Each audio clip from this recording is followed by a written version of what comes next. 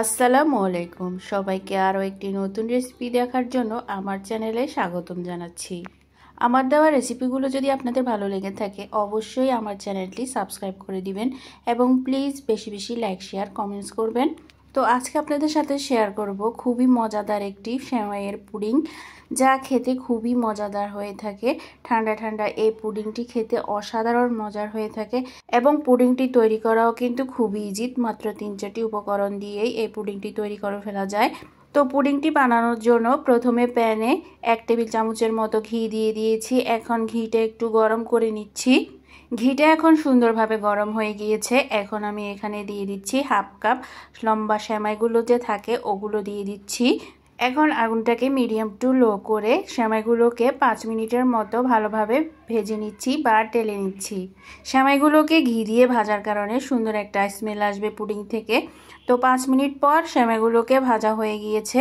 এখন আমি এগুলোকে নামিয়ে এই সেমাইগুলো ভালোভাবে ঠান্ডা করে নিয়েছি। সেমাইগুলোকে চুলা থেকে নামানোর পর অবশ্যই ভালোভাবে ঠান্ডা করে নিতে হবে। এখন এখানে আগে থেকে জাল করা হাফ লিটার দুধ আমি দিয়ে দিচ্ছি। এই দুধটা কিন্তু আমি ঘন করে জাল করেছি। 1 লিটার দুধকে আমি হাফ লিটার করে নিয়েছি। এখন এখানে দিয়ে দিচ্ছি 4 টেবিল চামচ কনডেন্সড মিল্ক। এখন সামান্য পরিমাণ লবণ দিয়ে দিচ্ছি। চাইলে আপনারা লবণটা অ্যাভয়েড করতে পারেন। এখন দিয়ে দিচ্ছি আগার আগার পাউডার 1 টেবিল চামচ পরিমাণ। এখন এই উপকরণগুলোকে ভালোভাবে আমি মিশিয়ে নিচ্ছি। অবশ্যই ঠান্ডা থাকা অবস্থায় এই উপকরণগুলোকে ভালোভাবে মিশিয়ে নিতে হবে। এখন আমি পুডিংয়ের মিশ্রণটিকে চুলায় বসিয়ে দিয়েছি এবং এই মিশ্রণটি ফুটে আসার জন্য অপেক্ষা করছি। আর এই মিশ্রণটি অনবরত নেড়ে যেতে হবে, না হলে নিচে লেগে যাবে। তো এই তো কিছুক্ষণ পর পুডিংয়ের মিশ্রণটি ফুটে এসেছে। এখন আমি আরও 5 মিনিটের মতো চুলার আগুন কমিয়ে এটিকে জাল করে ঘন করে নিচ্ছি। তো এই তো দেখুন 5 মিনিট পর মিশ্রণটি ঠিক এইরকম হয়েছে, এইরকম থকথকে হয়েছে। এখন আমি এই মিশ্রণটিকে নামিয়ে নিচ্ছি। মিশ্রণটি চুলায় থাকা অবস্থায় অবশ্যই অনবরত নেড়ে যেতে হবে, না হলে নিচে লেগে যাবে। তো আমি একটি বাটিতে এই মিশ্রণটি নিয়ে নিচ্ছি। বাটিতে আগে থেকে আমি ঘি ব্রাশ করে নিয়েছি। এখন আমি পুডিংয়ের মিশ্রণটি ঢেলে দিচ্ছি।